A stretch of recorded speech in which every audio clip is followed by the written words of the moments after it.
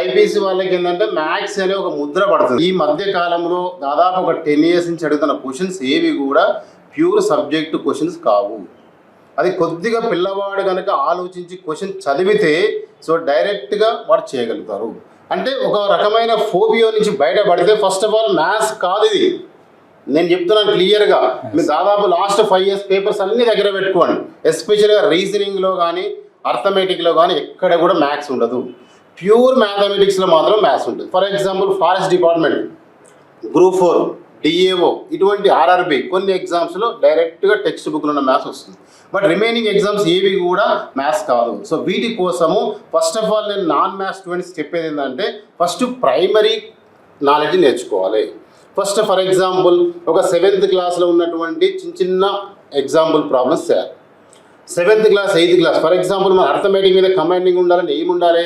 నిష్పత్తులు, సరాసరి, శాతాలు, లాభ నష్టాలు, బారు వడ్డీ, చక్ర వడ్డీ, కాలం దూరం, కాలం పని, గడియారం, క్యాలెండర్, ఇట్లా మనకు ఒక యావరేజ్గా ఒక 20 టాపిక్స్ ఉంటాయి. ఈ 20 టాపిక్స్ సిలబస్ ఎక్కడుంది అంటే జస్ట్ 8th క్లాస్.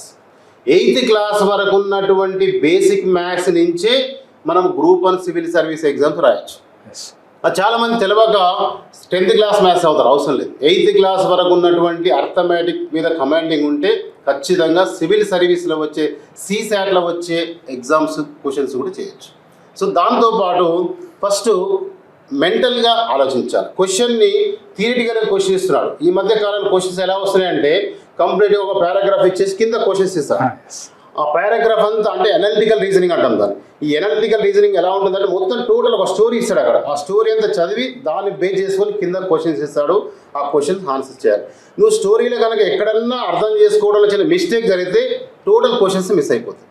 సో కరెక్ట్గా అర్థం చేసుకుంటే 5కి 5 మార్క్స్ వచ్చేస్తాయి. సో ఎస్పెషల్లీ గ్రూప్ 1లో, సివిల్ సర్వీసెస్లో, గ్రూప్ 2లో, SIలో ఈ మధ్య కాలంలో అటువంటి క్వశ్చన్సే ఎక్కువగా వస్తున్నాయి. But first of all maths అనేది తీసేసి మైండ్లో తీసేస్తే ఖచ్చితంగా కాంపిటేటివ్ ఎగ్జామ్స్లో అన్నిటికంటే అర్థమెటిక్లోనే మంచి మార్క్స్ స్కోర్ చేస్తుంది.